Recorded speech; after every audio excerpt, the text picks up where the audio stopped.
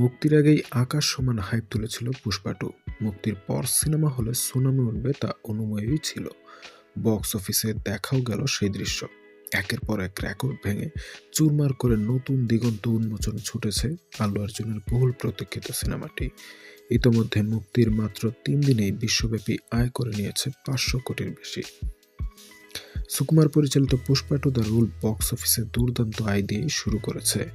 বাণিজ্য website স্যাকনিকের report অনুসারে ভারতে প্রিমিয়ারের দিন 10.65 কোটি রুপি আয় করেছিল সিনেমাটি। এরপর মুক্তির প্রথম দিন বৃহস্পতিবার সিনেমাটি আয় করে 164 কোটি রুপি।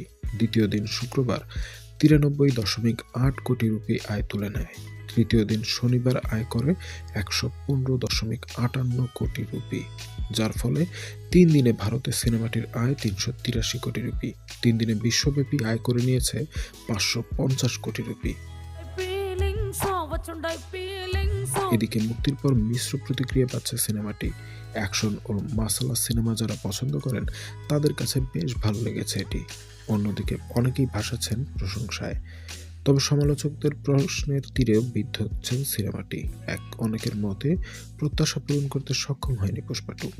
গল্পে দম নেই বলেই মনে করছেন অনেকে। প্রথম কিস্তির মতো বৈচিত্র্যতাও নেই চিত্রনাট্যে। তবে অভিনয়ের জন্য প্রশংসা পাচ্ছেন আল্লু অর্জুন। 2021 সালে ব্লকবাস্টার সিনেমা পুষ্পার দ্বিতীয় কিস্তি পুষ্পা টু। প্রধান চরিত্রে রয়েছেন আল্লু অর্জুন, রাশমিকা মান্দানা ও ফাহাদ ফাসিল। সুকুমার পরিচালিত সিনেমাটি ঘিরে ভারত জুড়ে ব্যাপক উন্মাদনা দেখা যাচ্ছে। ধারণা করা হচ্ছে পূর্বের সব রেকর্ড ভেঙে একাকার করে দেবে পুষ্পা টু। ইতিমধ্যে 550 কোটি আয় সেই ইঙ্গিত দিচ্ছেন পুষ্পা টু।